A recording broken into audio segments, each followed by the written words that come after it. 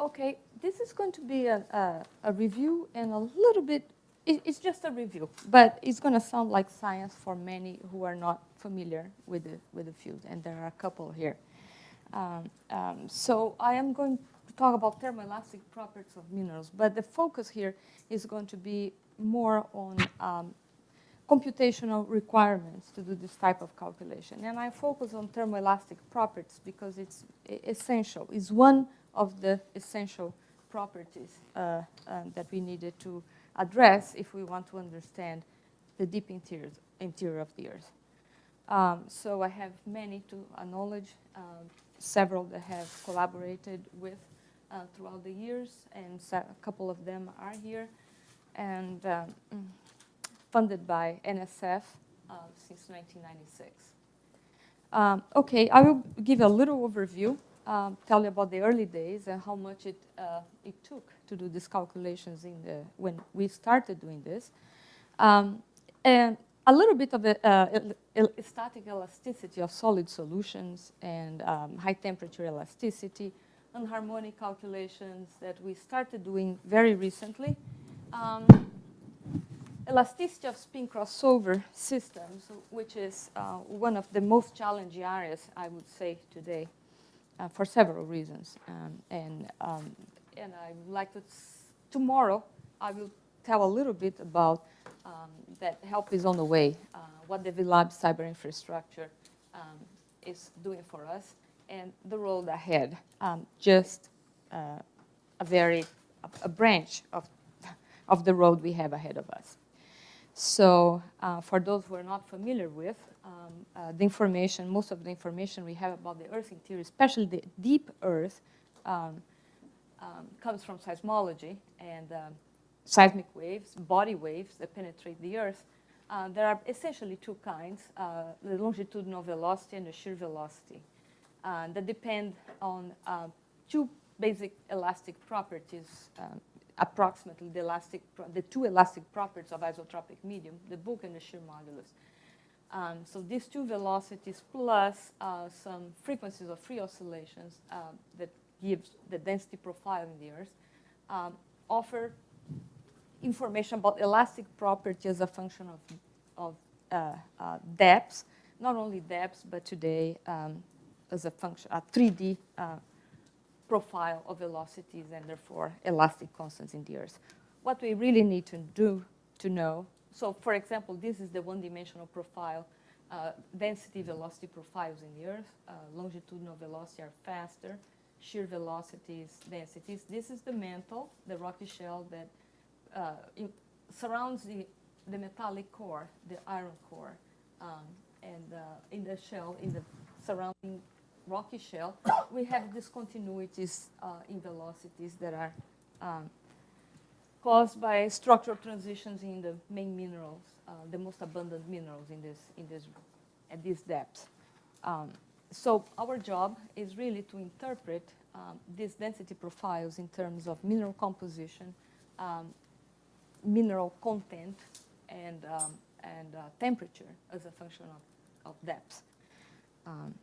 Actually, we have much more information nowadays. This was 1981, the one-dimensional profile, the spherical onion-like model. But today, we have three-dimensional maps of velocities. These are lateral variations in velocities of shear velocities, and bulk velocities is square root of the bulk modulus divided by the density. And at a depth, I think it's about 150 kilometers above the core mantle boundary, basically. This is the D double prime of the Earth. And here you can see an anticorrelation between bulk and shear velocities, where the shear velocities are faster, the bulk velocities are slower, and vice versa.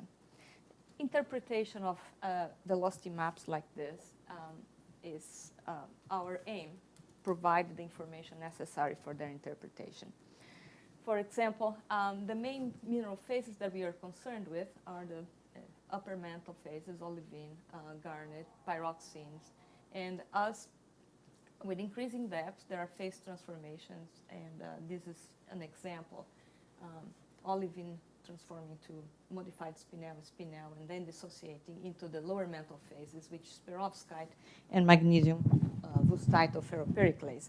And my work has basically concentrated in this region here because it was the least known when I started.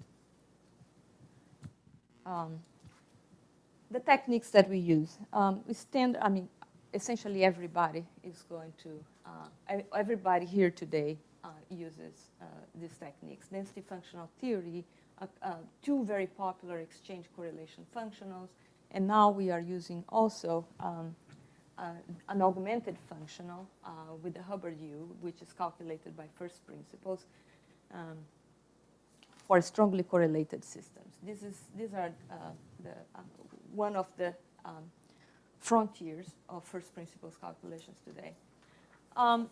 Basically, the rest is standard. We use density functional theory for phonons, structural optimizations done very efficiently, and we use the quantum espresso distribution, a free software that has a very large community of developers and users, which I will address a little bit more tomorrow.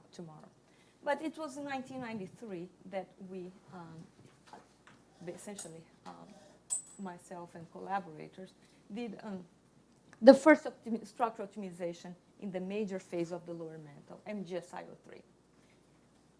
Perovskite, 20 atoms per cell, 10 degrees of freedom. At that point, it was unheard of to optimize a structure like this by first principles. Too many degrees of freedom to optimize by hand. But this technique, the variable cell shape, damped variable cell shape molecular dynamics, allowed us to do this essentially in an MD way in about 15 to 20 times steps. The 10 degrees of freedom were optimized at any pressure. So 10 pressures, a calculation like this, a structure optimization, it takes about 1 minute per task nowadays at most. And for 10 pressures to get an equation of state on 32 cores on a system like we have here in Minnesota. So this is essentially very fast nowadays. In those days, it was not that fast. It took about 5 to 10 hours to obtain an equation of state for this material. Static elastic constant at those days was also, after the structural optimization, elastic constants were obtained almost trivially because the stress optimize the structure at certain pressure, deform, apply some strains, re-optimize the internal degrees of freedom, and the stress was calculated automatically. From stress-strain relations, we obtained elastic constant. 10 pressures, maybe 15 strains for a structure like perovskite. 150 runs today at 1 minute per run. It's not much on 32 cores only. But it's getting worse. It gets worse as we proceed here. The point is, these minerals are solid solutions, and we needed to handle solid solutions. And in 2002, we calculate for the first time elasticity on a solid solution. And the good news here is that we know how to rotate the stress tensor, to resymmetrize the stress tensor. And in the case of polycrystalline aggregate, we can do even more. We can calculate polycrystalline averages. Yes, the solid solution has the same symmetry of the major component in that system. And it's orthorhombic in the case of perovskite. But a calculation with a few atoms of a different kind, like iron here, replace magnesium by iron, breaks the symmetry, the structure becomes monoclinic, and we needed to resymmetrize the stress tensor. So instead of doing the calculation in many configurations, which we are addressing that issue now, we simply resymmetrize. We obtain the elastic constants again of an orthorhombic crystal, and then of a polycrystalline average. So this was done in 2002, and the elastic constant we obtained by LDA at those days for the high spin state still stand for ferrous iron. So this is an example of what we are doing now. For example, olivine In this case, we didn't need that. We did not need LDA plus U in those days, and for olivine, we still don't need today. And that contrasts with the case of ferropericlase, which is a much nastier case. And so what we did here is a similar calculation, but olivine has this structure and has more than one possible site for periclase, for iron. And so we replace iron in those sites.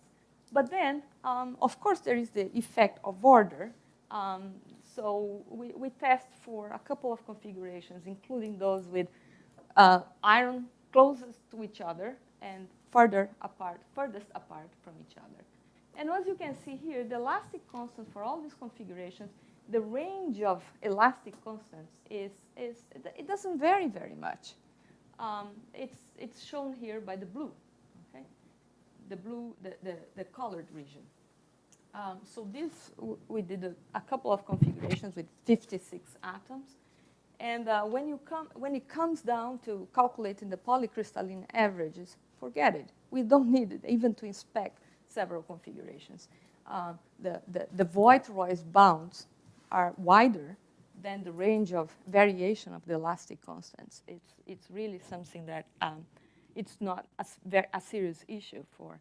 I'm talking about elasticity. I'm not talking about enthalpy of formations at high temperatures of solid solutions. That's not what I'm referring to. I'm talking about static elasticity, and high temperature elasticity is going to be the same way. So this is the conclusion we reached. We don't need to sample too many configurations as far as elastic constants are concerned. But here you can see solid solutions will require a large number of configurations in supercells, and we start the requirements, the computational requirements for this calculation start increasing very fast. So static elasticity we did in the late 90s, early 2000 for several phases with a couple of people who are here today. Okay, this is the major phase of the Luer mantle. As you see, it's a complicated solid solution that has iron, has aluminum. Aluminum replaces magnesium and silicon. This other phase here, magnesium ferropericlase, this is a nastier one because you cannot study with the standard DFT calculations. You need to use a strongly correlated technique to do that. Calcium silicate is not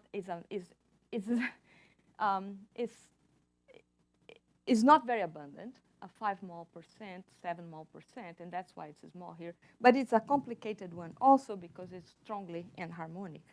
So in first approximation, what we have been studied to understand the mantle are these two phases.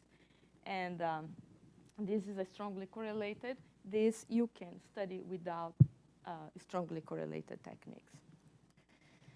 Thermodynamics method is this, and what I described so far is the calculation of energy at several pressures. In the case, an equation of state, 10 pressures. But now we wanted to do, we wanted to study high temperature properties, and this is the technique we use. It's a harmonic technique, quasi-harmonic. And we needed to calculate at each one of these volumes several phonons, sample the vibrational density of states. Phonons, we need many, a Doral sampling of the phonon spectrum.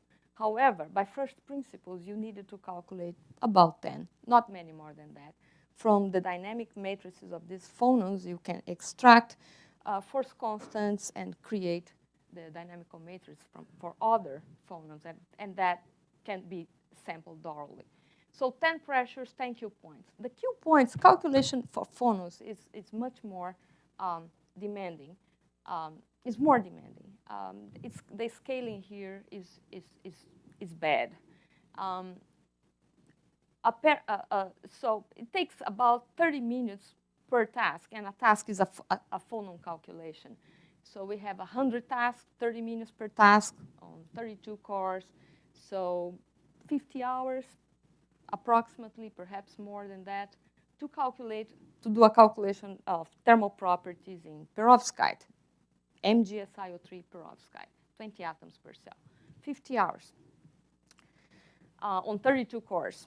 So the demand is a very accurate technique. Phonos are, frequencies are reproduced, experimental phono frequencies are reproduced very